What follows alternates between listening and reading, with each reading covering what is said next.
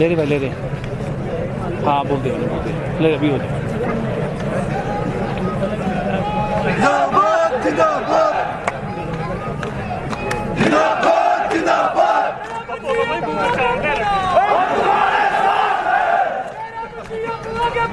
हम तुम्हारे साथ हैं। अराजपत्रित कर्मचारी महासंघ के इस कार्यक्रम में हमारे बीच में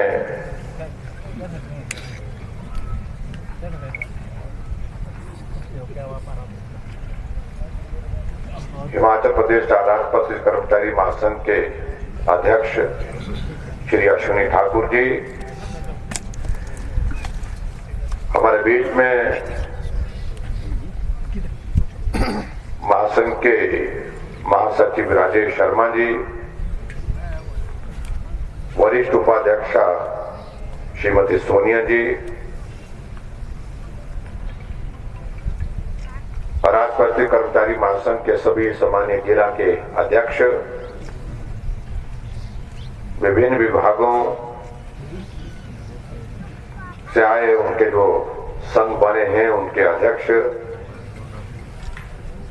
पीटीएफ के अध्यक्ष, लेक्चर एसोसिएशन के अध्यक्ष,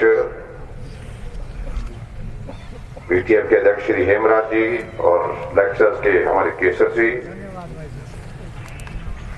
और यहाँ उपस्थित सभी महासंघ के पदाधिकारी, पत्रकार मित्रों और कर्मचारी भाई और बहनों,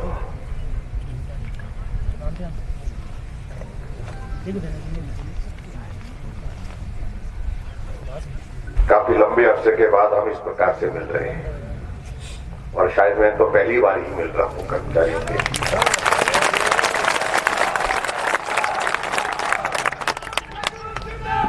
जिंदाबाद जिंदाबाद। और मैं इस बात को भी देख रहा हूं जिंदाबाद जिंदाबाद। ठाकुर जी आगे बढ़ो, हम तुम्हारे साथ हैं। ठाकुर जी आगे बढ़ो, हम तुम्हारे साथ हैं। मैं इस बात को भी देख रहा हूं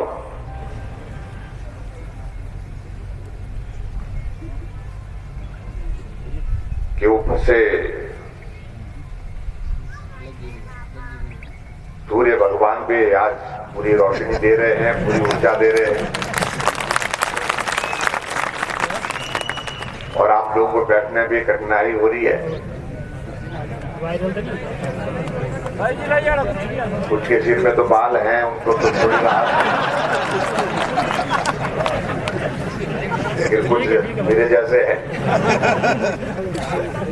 जिनको परेशानी का सामना करना पड़ रहा है।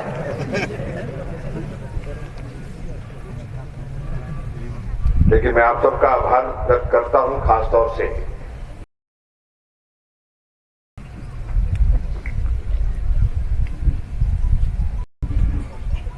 कि हिमाचल प्रदेश में हमारी सरकार के 4.25 साल के कार्यकाल में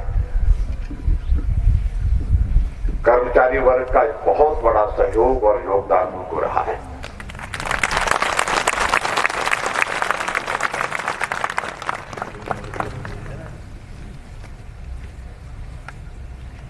पूरे देश भर में अगर हम पॉपुलेशन जनसंख्या को देखें, उस पॉपुलेशन के प्रोपोर्शन के हिसाब से कर्मचारियों की अगर किसी प्रदेश में सबसे बड़ी तादाद है, सबसे ज्यादा संख्या है, तो उसमें पूरे देश भर में हिमाचल पहले नंबर पर है।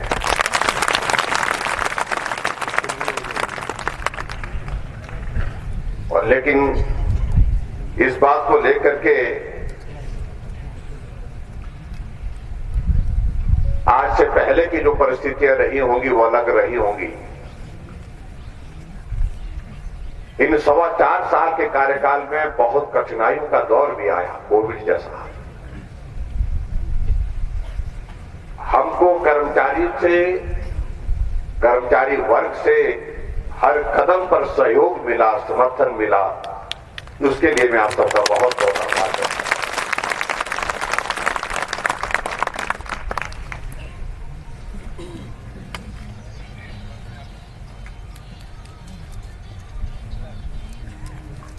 लोग बहुत महत्वपूर्ण भूमिका निभाते हैं। प्रदेश सरकार निर्णय करती है, निर्णय करने के पश्चात उनका इम्प्लीमेंटेशन, उनका एग्जीक्यूशन का कार्य जमीनी स्तर पर अगर करने का किसी का जिम्मा है तो सभी आप सब कर्मचारी भाई और बहनों का है। सरकार चाहे कितनी भी अच्छी नीतियां बना ले, सरकार चाहे कितनी भी बड़ी योजनाएं बना ले,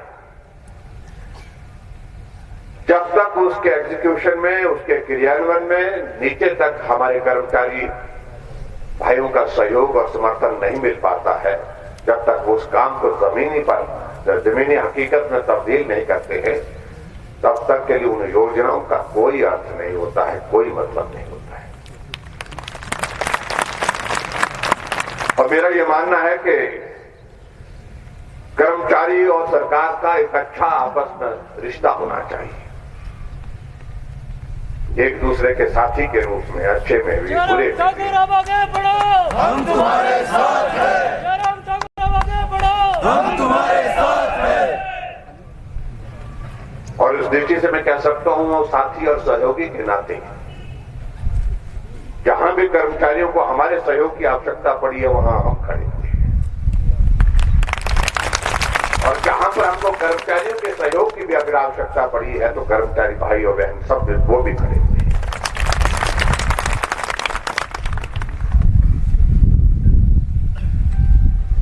हिमाचल प्रदेश में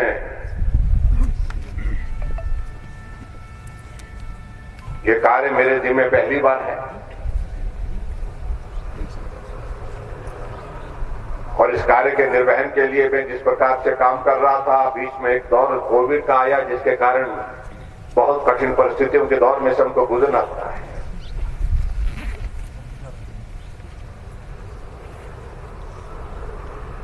और शायद ये परिस्थिति अगर नहीं आई होती, अगर ये कोविड की सिचुएशन नहीं होती, तो हमारी काम करने की जो आपकी जो जिन बातों को लेकर के कुछ आग्रह रहते हैं, कुछ सारी बातों को लेकर के सुझाव रहते हैं, तो उसमें शायद हम और भी ज्यादा बेहतर कर सकते थे।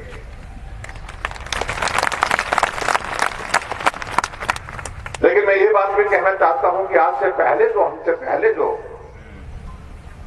जिन मुख्यमंत्रियों को एक सामान्य परिस्थिति में कार्य करने का सौभाग्य प्राप्त हुआ, वो कर्मचारियों के जो मूल इश्यूज थे उनको, उनका भी समाधान करने की कुछ जगह हमने देखा कि उसमें भी सफल नहीं हो पाए।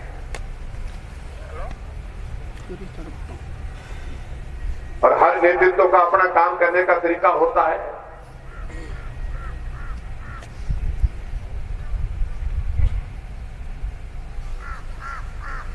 और कई बार तो हमने इस बात को देखा, कुछ नेतृत्व इस प्रकार के भी रहे जो ऐसा मानते हैं कि कर्मचारी तो नौकर है, जो आदेश करेंगे उसका पालन करेंगे, अगर नहीं करेंगे तो उनके खिलाफ कार्रवाई करेंगे।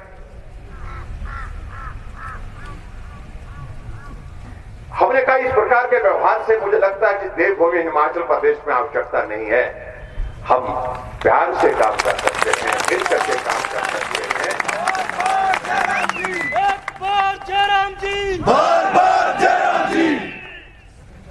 हमारा मुख्यमंत्री कैसा हो?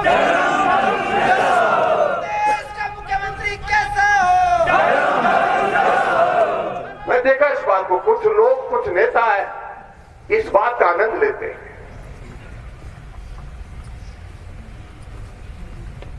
हुक्म करके, आदेश करके,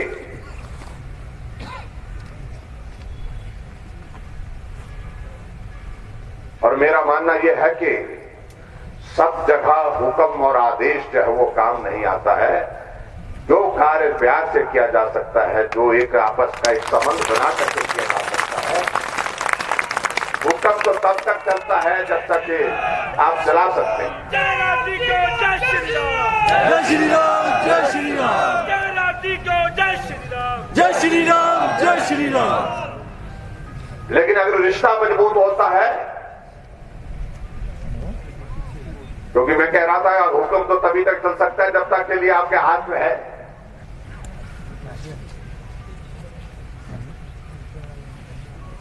लेकिन लंबे समय के लिए अगर रिश्ता कायम होता है, वो रिश्ता कायम तब होता है जब आपका आपस में जो है एक अच्छा सौहार्दपूर्ण रिश्ता बना हुआ, तभी जाकर के सब। इसलिए हमारी काम करने की प्रणाली में और दूसरे की काम करने की प्रणाली में बहुत अंतर है भाई। कई लोग बोलते हैं, हमको सुझाव देते रहते हैं कि आपको ऐसा करना चाहिए, आपको वैसा करना चाहिए, आपको उसकी तरह करना चाहिए, आपको उसकी तरह करना चाहिए। मैं समझता हूं उसकी आवश्यकता नहीं। जो मैं कर रहा हूं, जो हम सब कर रहे हैं, हम अपने हिसाब से कर रहे हैं, अपनी समझ के मुताबिक कर रहे हैं।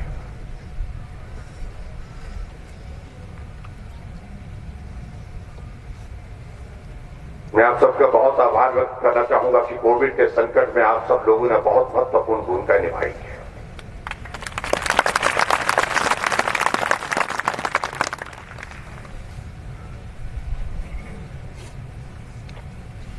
एक ऐसा दौर था जिसके बारे में हम जीवन में हम आदमी ने कल्पना भी नहीं की।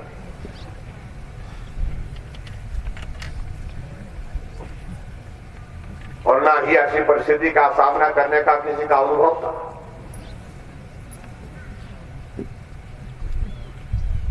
और इसलिए उस दौर में जो भी जितना भी हमसे बन पाया, जो हम कहते रहे, कर्मचारी वर्ग जो है उसमें सहयोग देते रहे। खासतौर से स्वास्थ्य विभाग ने तो खूब, स्वास्थ्य विभाग हो गया, आशा वर्कर हो गई, आंगनबाड़ी वर्कर हो गए, उस सब लोगों ने। लेकिन उसके साथ साथ में महिला स्वास्थ्य कार्यकर्ताओं को बहुत बहुत बधाई, उनका बहुत बहुत धन्यवाद। अगर एक बहुत बहुत आपका योगदान को सचमुच में बड़ा योगदान। अगर आज या सारे यहाँ पर ये बैठे हैं ना, इतनी भीड़ बैठी है, ये भीड़ इसलिए बैठी है कि हमारे जो महिला स्वास्थ्य कार्यकर्ता के जो यहाँ पर बैठे हैं, जो प्रतिनिधि यहाँ पर बैठे हैं, जब आपको अगर वो फर्स्ट डोज और सेकंड डोज नहीं लगी होती तो शायद ऐसी भीड़ में बैठने की गुंजाइश नहीं। इसलिए आपका विशेष तौर से आभार, लेकिन उसके साथ साथ में सब लोगों का भी योगदान उसमें रहा। और मैंने इस बात को भी देखा कि इस कोविड के दौर में और अभी तक 4 साल के इस कार्यकाल में स्वाभाविक रूप से आपके इश्यूज होते हैं, मांगे होती है, ये होना चाहिए, वो होना चाहिए, लेकिन आप लोगों ने सब्र रखा, संयम रखा। हाँ, अभी जब हमारा बजट सत्र शुरू हुआ तो उस वक्त कुछ कर्मचारियों ने कुछ बातें कहनी शुरू की। कर्मचारी जरा कुछ लोग जो है वो, जिसका जिक्र यहां पर हो रहा था हमारे साथियों के पास, वो अलग तरह की एक परिस्थिति थी। लेकिन इससे पहले 4 वर्ष में कोई कर्मचारी कहीं नहीं गया, कहीं भी उसने इस प्रकार का प्रयास नहीं किया। जो भी बात कहते थे हमारे पास कहते थे, जो होने का होता था उसको हम करते थे, जहां कठिनाई आती थी हम उनको बता देते थे, और उसके बाद कभी भी उन्हें आंदोलन का रास्ता नहीं अपनाया। और इसलिए कुछ लोगों को यह लगता है कि इस रास्ते में हम आंदोलन की धमकी देकर के हम समस्या का समाधान करने में सफल होंगे, तो मुझे लगता है कि वो उचित नहीं है। और इसलिए मैं आपका विशेष तौर से आभार व्यक्त करता हूं। आपने सबको समझाने की, संभालने की कोशिश की है। यहां जिक्र हो रहा था, हमारे अश्विनी जी बोल रहे थे कि जेसीसी की बैठक हुई। जेसीसी की बैठक में शायद लगभग 20-21 मांगे जो है वहां पर, जिनका मौके पर जो है हमने निर्णय लेकर के हमने कहा कि इन समस्या के समाधान की दृष्टि से हम निर्णय करेंगे, और निर्णय किए भी अलग अलग वर्गों के लिए।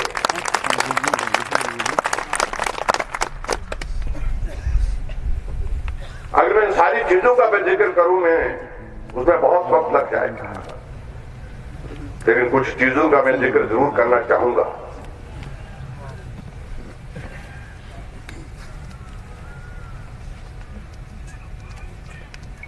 हमने प्रयत्न किया इस दिशा में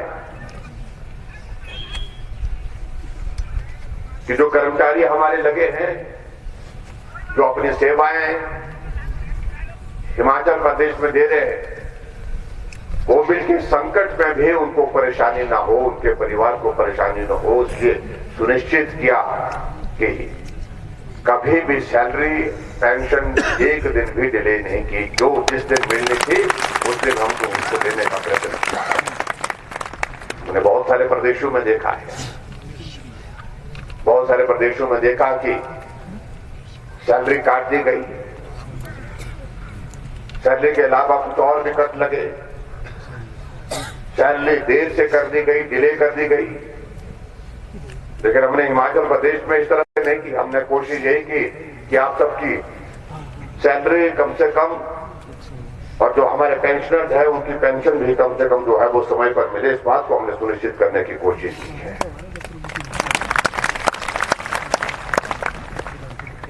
और मुझे इस बात की भी प्रसन्नता है कि अधिकतर हमारे सरकारी कर्मचारियों को जो संशोधित वेतनमान जो है वो हमने दिया है। और संशोधित वेतनमान जो जिसका जिक्र हो रहा था, अब यहां पर हम बैठ करके हम बात कर रहे थे, हिमाचल प्रदेश में अगर हम इस बात को देखें कि पे कमीशन को इंप्लीमेंट करने की अगर बात आती है, शायद 1986 के बाद जो है अभी तक जो है 6 पे कमीशन को लागू करने की अगर बात आती है तो भारतीय जनता पार्टी की सरकार ने ही उनको इंप्लीमेंट किया है, उनको लागू किया है। और दूसरे लोग तो मैं कह रहा हूं कि भी वो तो बोलते बहुत ज्यादा रहे, लेकिन उसके बावजूद जो है जब उनका काम करने का अवसर था उनने उस तरह से नहीं किया जिस तरह से उनको करना चाहिए था।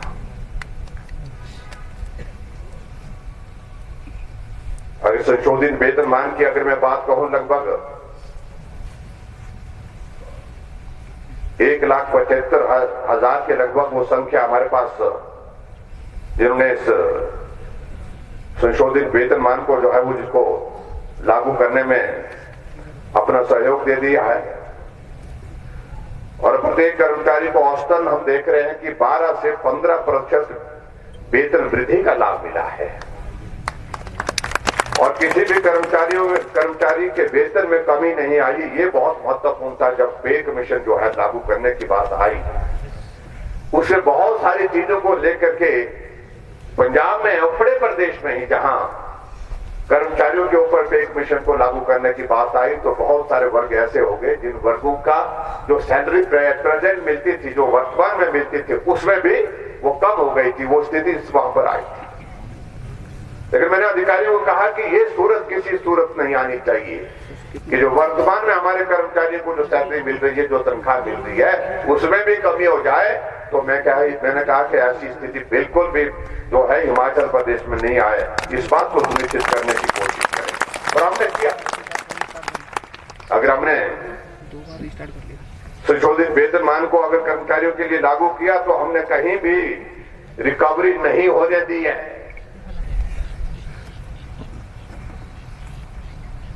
राज्य के लगभग 1,50,000 पेंशन को पेंशन में भी वृद्धि हुई है और अच्छी वृद्धि हुई है।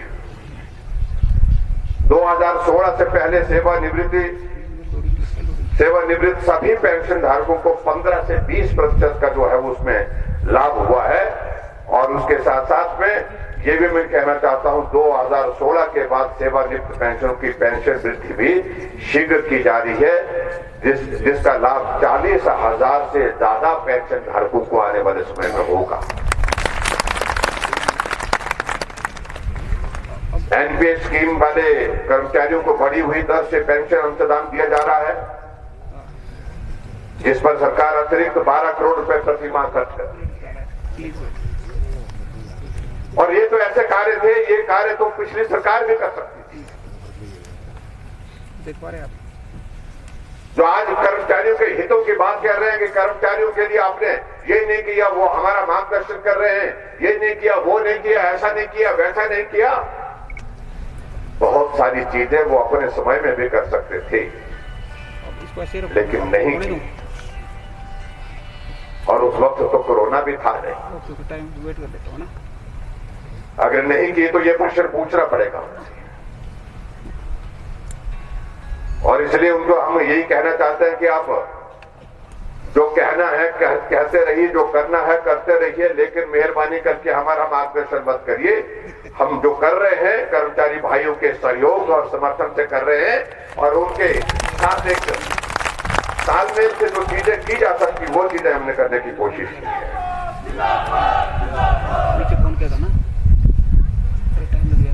मैं इस बात को भी देख रहा हूं कि 2018 से 2022 तक राज्य सरकार के कर्मचारियों और पेंशन धारकों को 7,801 करोड़ रुपए के वित्तीय लाभ दिए जा चुके हैं। अभी जो हमारा अभी इस बजट में और इससे पहले जो हमारा जो एक मिशन का जो जिसका जिक्र यहां पर हो रहा था उसके माध्यम से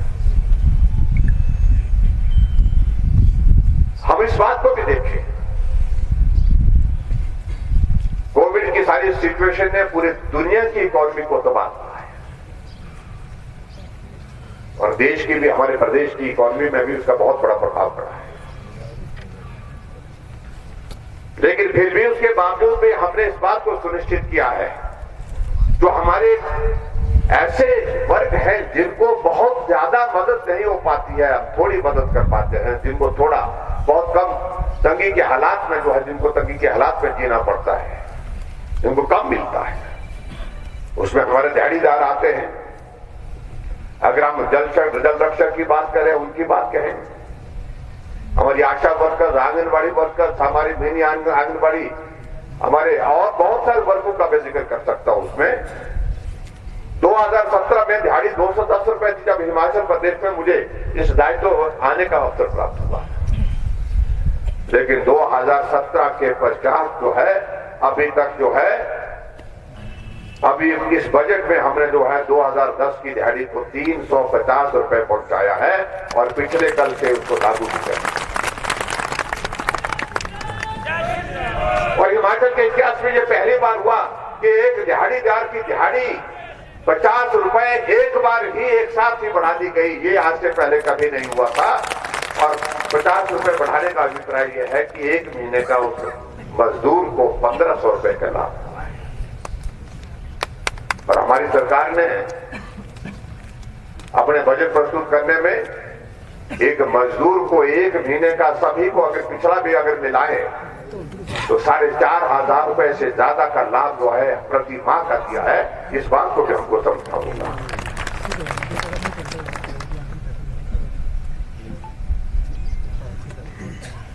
और इसी प्रकार में इस बात को कह सकता हूं कि वर्तमान में हमारी सरकार के कार्यकाल के दौरान सरकारी कर्मचारियों और पेंशनरों को 12% अंतिम राहत प्रति वर्ष प्रदान की गई। वो भी हमने कोविड के इस दौर में होने के बावजूद भी हमने कहा कि इसको विलंब नहीं करना चाहिए, इसको देना चाहिए। वो भी हमने मदद करने की कोशिश की।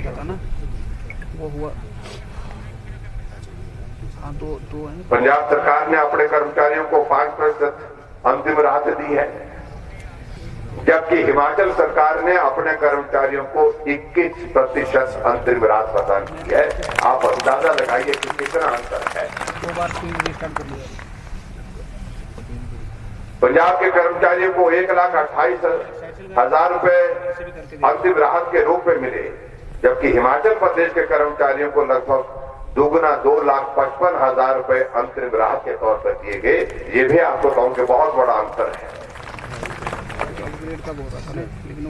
और मैं ये भी कहना चाहता हूं, कर्मचारी और पेंशनर को दी गई कुल अंतरिम राहत राशि तो लगभग 6,500 करोड़ रुपए है।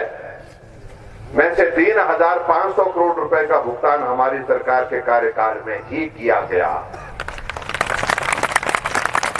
हमने कहा जहां जितनी मदद जिस रूप में की जा सकती है उसमें कभी नहीं छोड़नी चाहिए।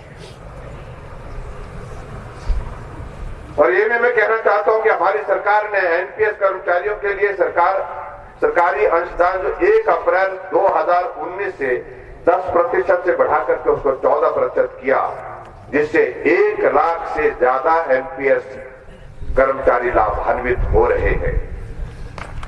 हमने 10 से उसको 14 किया, राहत देने की कोशिश की, मदद करने की कोशिश की।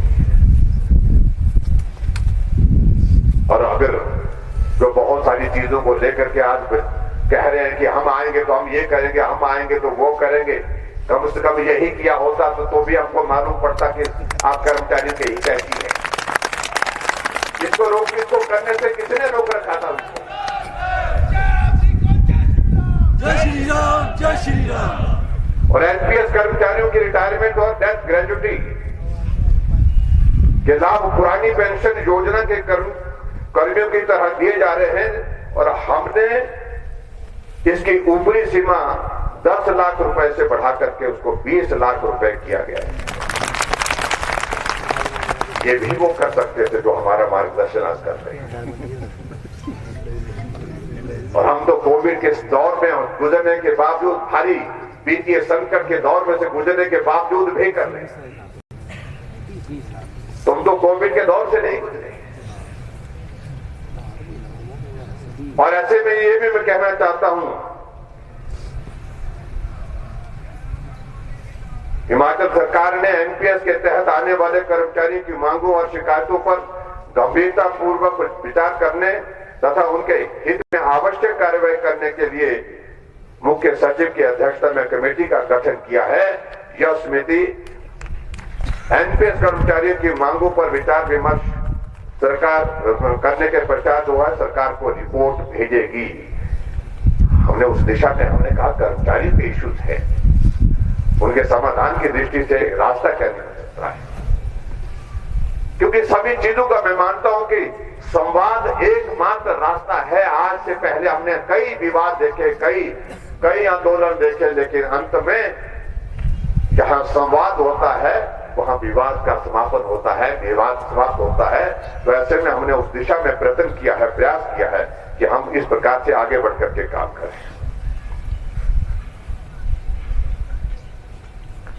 और मैं यहां पर यह भी स्पष्ट करना चाहूंगा कि एनपीएस कर्मचारियों को भी DCRG, leave encashment, JES, ex gratia, medical reimbursement, ये सारे लाभ जो है पुरानी पेंशन में आने वाले कर्मचारियों के समान दिए जा रहे हैं। ये भी मैं आपके बीच में कहना चाहता हूं। अभी हमने बजट प्रस्तुत किया है और इस बजट प्रस्तुत करने में हमने जो वर्ग ऐसे थे जिनको मदद करने की और ज्यादा जरूरत महसूस हो रही थी, हमने उन सभी वर्गों को मदद पहुंचाने की कोशिश की है। चाहे हमारे आशा वर्कर्स हैं, चाहे आंगनबाड़ी वर्कर्स हैं, चाहे हमारे पंचायत के चौकीदार हैं, चाहे हमारे जल रक्षक हैं, चाहे हमारे रेवेन्यू में काम करने वाले हमारे जो पटवार सर्कल में हमारे भाई हैं, अलग अलग, चाहे वो हमारे मिनी आंगनबाड़ी वर्कर में है, चाहे वो मिड डे मील में है, चाहे वो दिहाड़ीदार हैं, हर वर्ग को हमने छूने की कोशिश की है जितना संभव हो सका है। इस परिस्थिति में भी हमने उनको मदद करने की हमने कोशिश की है। और मैं समझता हूं यहां तक के राजस्व के जो हमारे नंबरदार हैं उनके लिए भी हमने जो है वो मदद करने की कोशिश की। नंबरदार तरह कम है, तरह आए हैं दो साथी हमारे, सबको मदद करने की कोशिश की है। हमारे आउटसोर्स कर्मचारी हैं, उनके अपने इश्यूज हैं, बहुत टेक्निकल इश्यूज हैं, उनके समाधान की दृष्टि से क्या किया जा सकता है।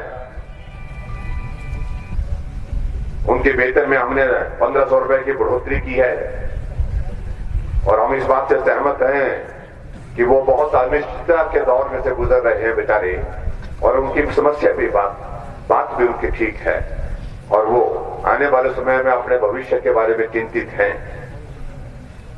लेकिन मदद जो किया जा सकते थे, वर्तमान सरकार के कार्यकाल में उनके वेतन में लगभग 4200 रुपए की वृद्धि हमने की है।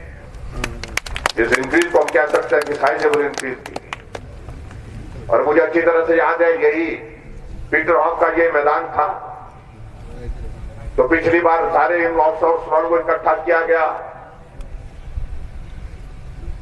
और यहां पर खूब नारे लगाए कि 7वीं बार राजा साहब मुफ्त में प्रदान कर दिया। लेकिन उसके बाद उनको बहुत उम्मीद के साथ यहां पर इकट्ठा किया गया, तो उनको कहा था कि आपकी समस्या का समाधान हम यहीं पर करेंगे, कहीं और नहीं, यहीं से समस्या का समाधान करेंगे।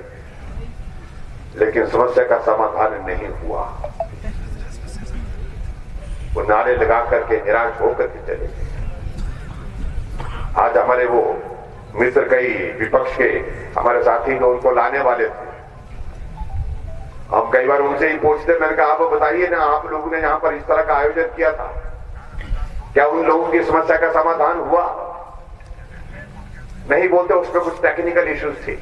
तो मैंने कहा वो तो आज भी है, आज खत्म थोड़ी हो गए। लेकिन ईमानदारी से इस प्रकार के अगर आप आयोजन करते हैं तो प्रयास उस दिशा में होना चाहिए। हमारे पीटीए के साथी हमारे निराश होकर के ऐसी परिस्थिति में हो गए थे, उनको उनका भविष्य के सामने बहुत बड़ा प्रश्न चिन्ह खड़ा था, लेकिन सरकार खड़ी हुई उनके साथ। हमने सुप्रीम कोर्ट तक उनके लिए सहयोग दिया और उसके बाद आज पीटीए के सब उन भाइयों को हमने जहां जिस स्थिति में उनकी मदद हो सकती थी उस मदद को किया है। चाहे वो याद करें, कितना याद करें मालूम नहीं, लेकिन उसके बावजूद हमने उनके लिए दिल खोल करके उनके लिए सहयोग किया। हमारे वो साथी कहने लगे ये तो हमारा पौधा था। मैं कहा पौधा था तो पानी देना था उसको। आज जब वो पौधा फल दे रहा तो आपको लग रहा है ये फल हमको मिल जाए। जब वो पौधा सूख रहा था तो उस वक्त आप लोग कहां थे? उस वक्त नहीं थे। हमारे एसएमसी में बहुत सारे बच्चे लगे हुए हैं, 8-8, 10-10 साल से वो काम कर रहे हैं। बहुत बड़ा प्रश्न चिन्ह उनके सामने खड़ा है कि क्या होगा आगे। हमने उनके लिए भी पैसे बढ़ाने की व्यवस्था की है, उनके लिए भी पैसा बढ़ाया और पैसा बढ़ाने के साथ साथ में हमने इस बात को भी हमने आपके बजट में घोषणा की है कि हमारा एसएमसी का अध्यापक जहां लगा अपनी सेवाएं दे रहा है वो लगा रहेगा, उसको हटाएंगे नहीं। ये हमने निर्णय किया। आने वाले समय में उनका और इश्यूज है, उनका कहना कि हमारा भविष्य जो है वो और ज्यादा जो है वो मजबूत किया जाए, सुरक्षित किया जाए। उस दिशा में जो प्रयत्न हो सकते हैं वो करने की हम कोशिश कर रहे हैं, लेकिन फिर भी उसके बावजूद हर वर्ग के लिए हमने काम करने की कोशिश कर रहे हैं। अभी भी तो हम चुनावी वर्ष में भी हैं और एक रिवाज रहा है यहां कि सरकारें हट करके नहीं आती और हमारे मित्र अभी विधानसभा में बजट सत्र के दौरान बहुत बोल रहे थे इस बात पर। बोलते बारी आ गई हमारी, आने नहीं देंगे।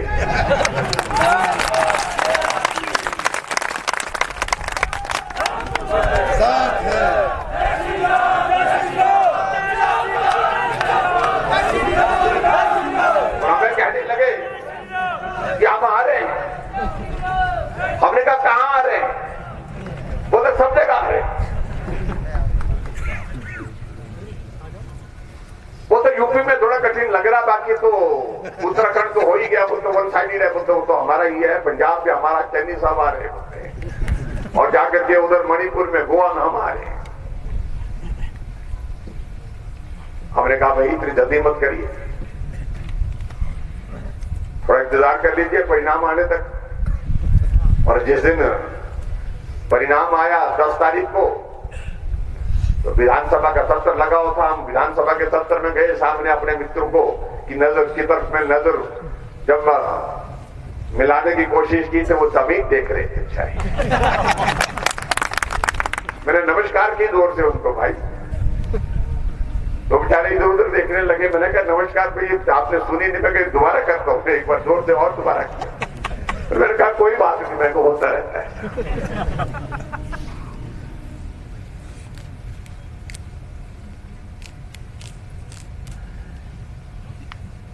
अब के इन 4 प्रदेशों के चुनाव ने संदेश दे दिया है, जो रिवाज पहले चला करते थे वो रिवाज बदल दिए गए हैं। और हिमाचल प्रदेश में भी सरकार के बाद सरकार होगी, हमारी सरकार होगी।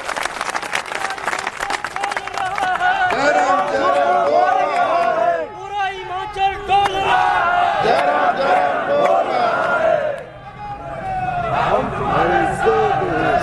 और इसलिए मैं इस बात का मैं जिक्र कर रहा हूं।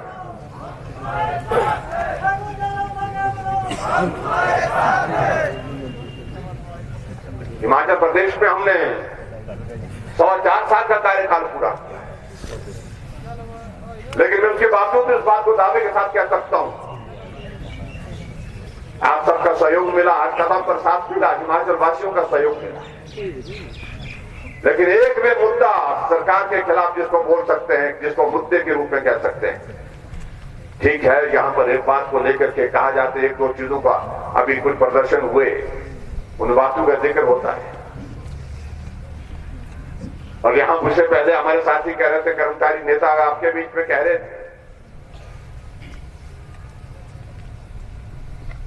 आज जो आंदोलन की बात कर रहे हैं, ओपीएस की बात कर रहे हैं, हम आएंगे, हम देंगे, जब आएंगे ही नहीं तुम देंगे कहां से? आने के लिए गुंजाइश ही नहीं आपको। और दूसरी बात, अगर आप बोल रहे हैं इस बात को, प्रश्न पहले उनसे पूछना चाहिए, ये लागू करने का काम किसने किया था? 2003 में हिमाचल प्रदेश में सरकार किसकी थी जब लागू किया? ऑप्शन दिया आपके सामने, मना कर देते। लेकिन उस वक्त तो पूरे देश में हिमाचल ने पहले हमने लागू कर दिया।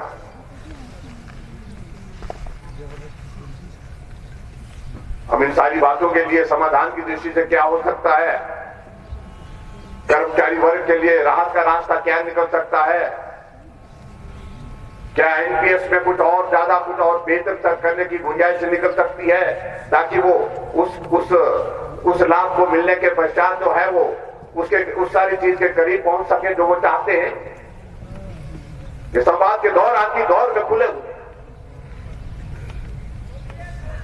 लेकिन फिर भी उसके बावजूद कुछ लोग कह रहे हैं कि बस हम ये करेंगे, वो करेंगे। मैं कर्मचारियों को बहुत सम्मान देता हूं, लेकिन मैं इतना जरूर कहना चाहता हूं कि सब सहयोगी बने, साथी बने, मिलकर के चले। आने वाले समय में क्या होगा, किस प्रकार से क्या चीजें होंगी, क्या चीजें करने की स्थिति में हो पाएंगे, लेकिन इतना मैं जरूर कहना चाहूंगा कि हम बेहतर करने की कोशिश करेंगे।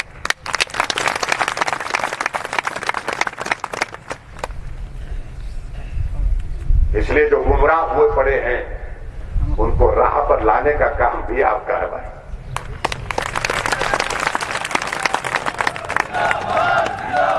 और उनको एक बात तो पक्की कह दो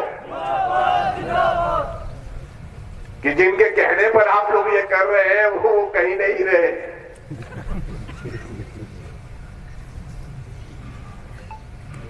जैसे हमारे यहां पर अब कोविड का दौर समाप्त हो रहा है,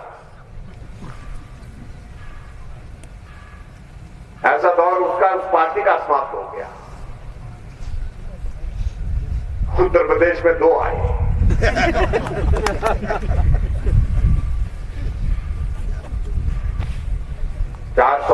से ज्यादा विधायक है, वहां पर 2 संख्या आप कल्पना करिए। इसलिए एक बात को लेकर के मैं इतना जरूर कहना चाहता हूं, एक बहुत बेहतरीन शुरुआत हुई है। आदरणीय प्रधानमंत्री नरेंद्र भाई मोदी जी के नेतृत्व में देश बहुत मजबूती के साथ आगे बढ़ रहा है। और जिन प्रदेशों में सरकार बनने की संभावनाओं पर बहुत बड़े प्रश्न चिन्ह खड़े किए थे लोगों ने, उन प्रश्नों का उत्तर हो गया आपके साथ। और इसलिए अगर हिमाचल प्रदेश में भी कोई प्रश्न खड़ा करने की कोशिश कर रहे हैं, उसका उत्तर भी नवंबर के महीने में मिल जाएगा। हिमाचल प्रदेश में भी सरकार हमारी बनेगी और हमारी सरकार बनेगी और आप सबका उसमें बहुत महत्वपूर्ण योगदान होगा।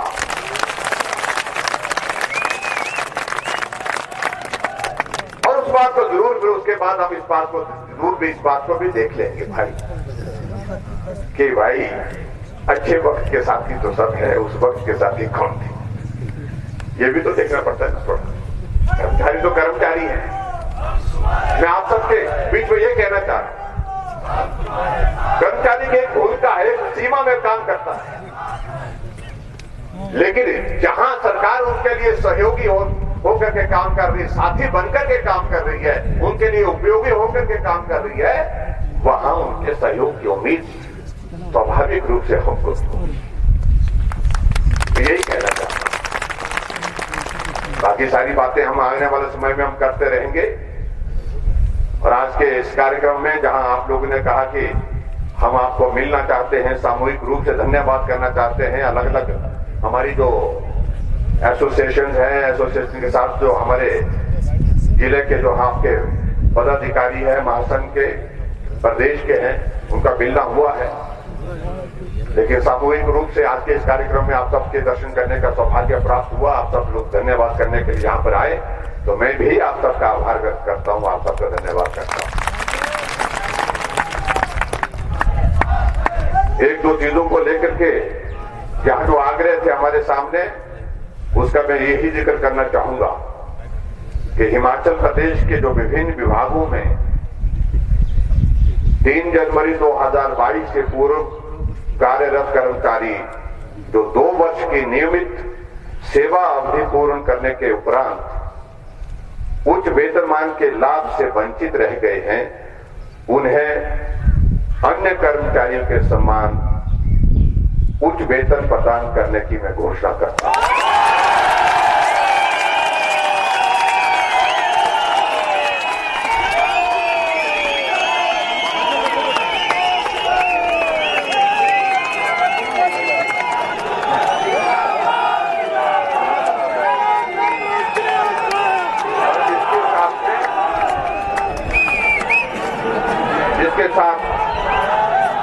इसके अतिरिक्त मैं ये भी कहना चाहता हूं,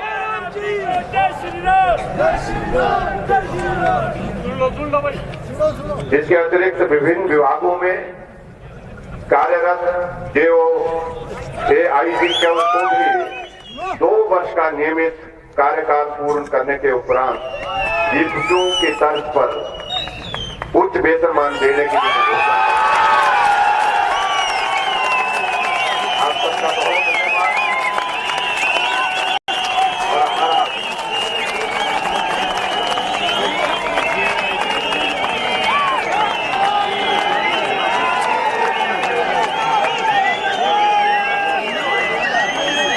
और इसके अतिरिक्त जो विभागीय मामले हैं, विभागीय जो मामले हैं उनके समाधान करने के लिए हमने जो कमेटी कॉन्स्टिट्यूट की है, वो कमेटी अपना काम करती रहेगी। और मुझे पूरा भरोसा है, पूरा विश्वास है, हम साथी बनकर के, सहयोगी बनकर के आगे बढ़ेंगे और आने वाले समय में भी उसी प्रकार से मुझे कर्मचारी भाई और बहनों का सबका सहयोग प्राप्त होगा जिस प्रकार से 4 वर्षों में हुआ है। और 4 वर्षों के सहयोग के पश्चात मैं ये भी कहना चाहता हूँ आप सबको, निश्चित रूप से जब अगला दौर आएगा और उस दौर के बाद भी अगले 5